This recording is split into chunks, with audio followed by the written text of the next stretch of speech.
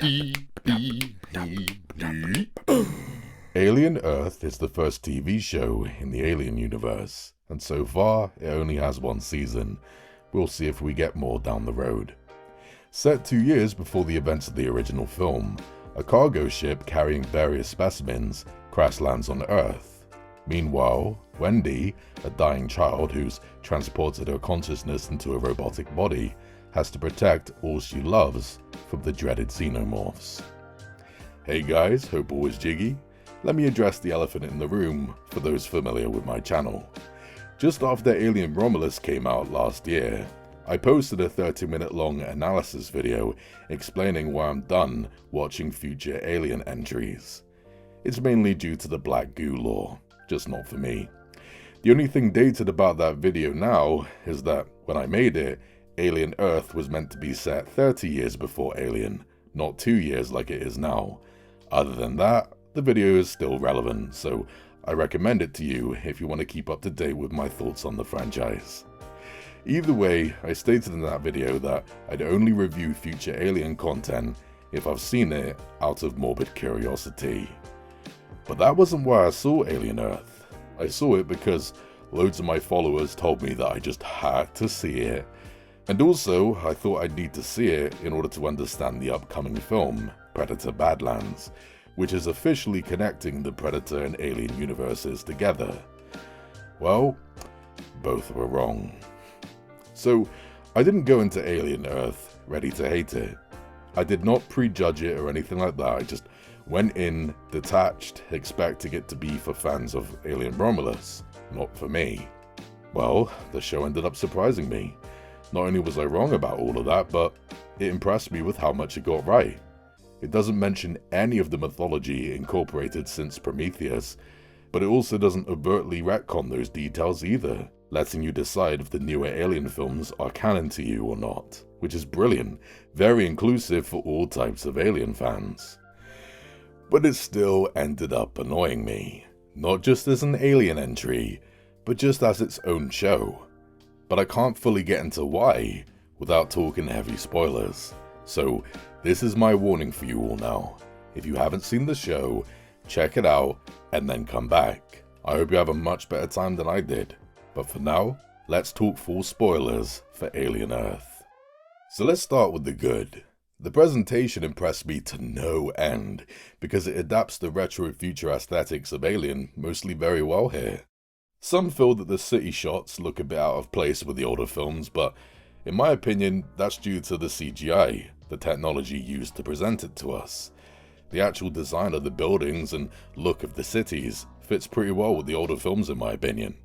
I hated seeing stuff from our reality in this world though, like the movie Ice Age for example. But it's not too bad, at least there's no mention of TikTok and Instagram.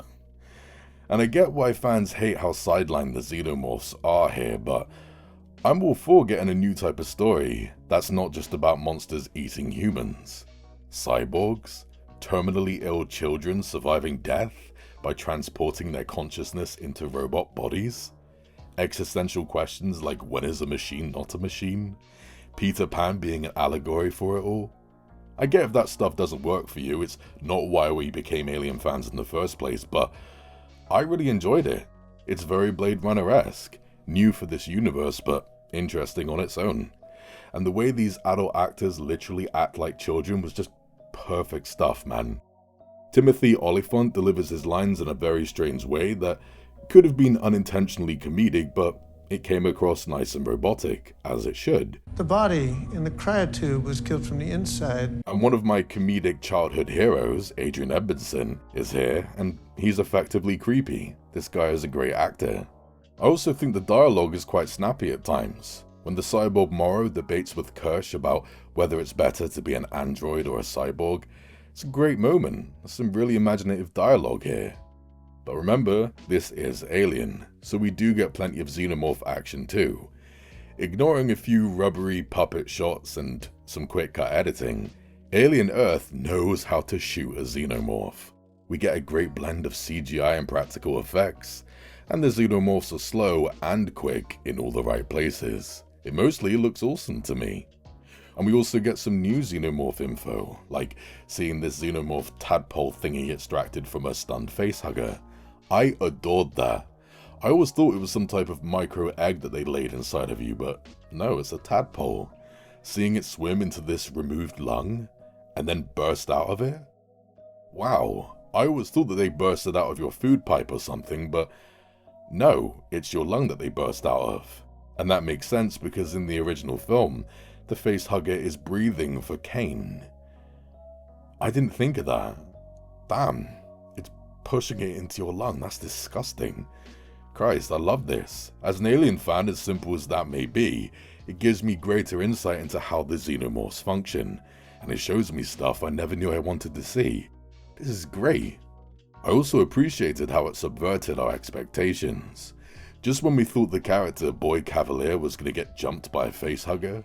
Ow, hey. Typically, we see humans become facehugger victims due to ignorance, but here, it never happens, and in fact, we get completely original reasons for people becoming facehugger victims.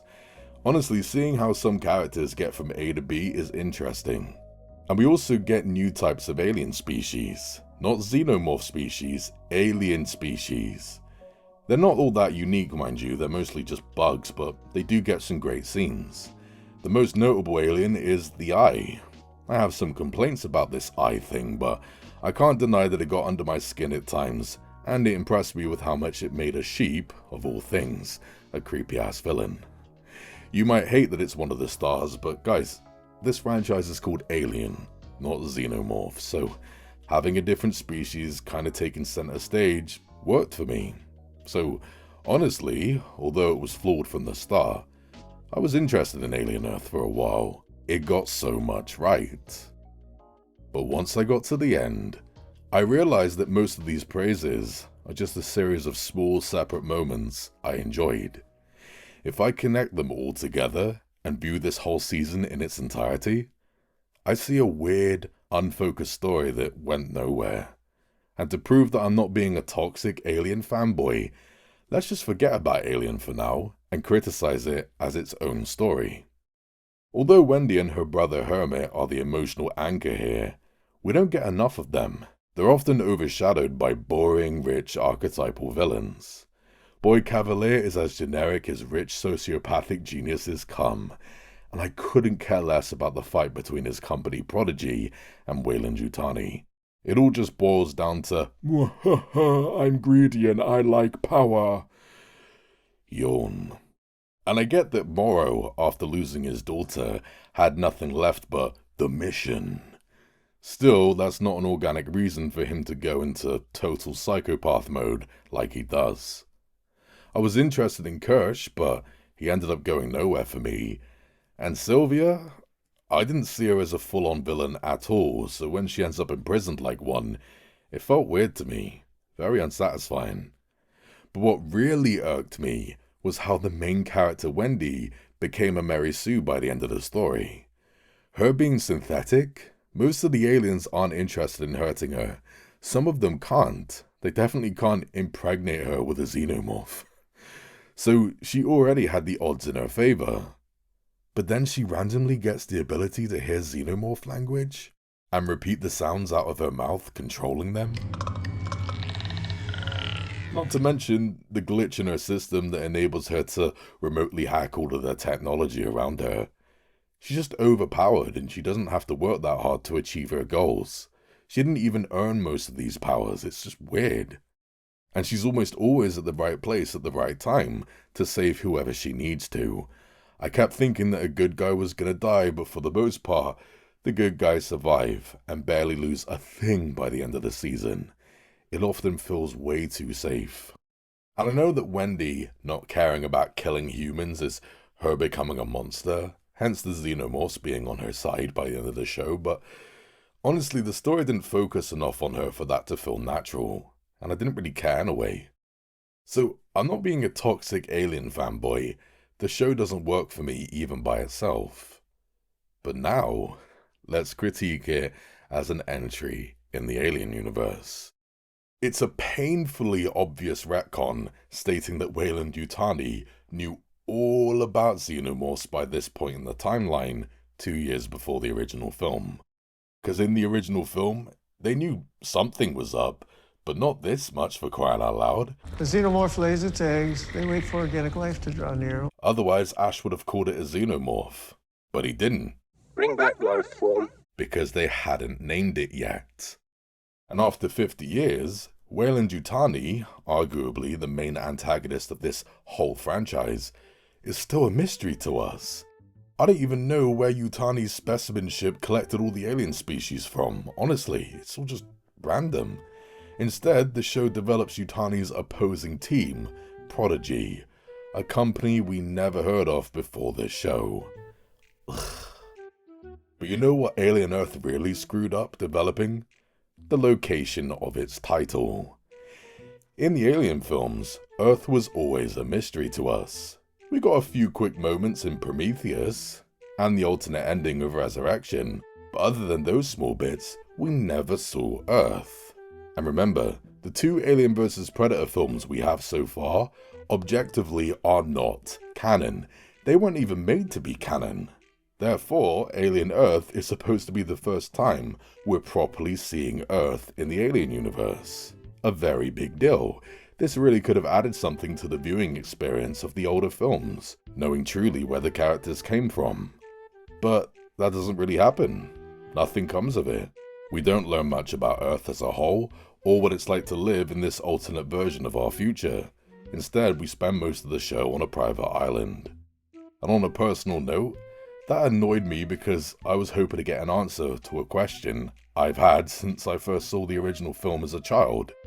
Why is it that in every Alien entry since the original, humans aren't fussed about coming into contact with alien life?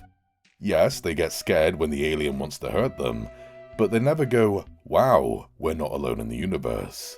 So I wondered, in this alternate version of the future, how many aliens have we come into contact with for the novelty to run out? She saw an alien once. Whoopie fucking do. Are aliens walking around with us on Earth like The Fifth Element or Star Wars? That would explain their lack of shock when discovering extraterrestrial life. Maybe I'll find out with this show Alien Earth. Well, I still don't know. I didn't see much of society here. It's crushing. Another point about Earth.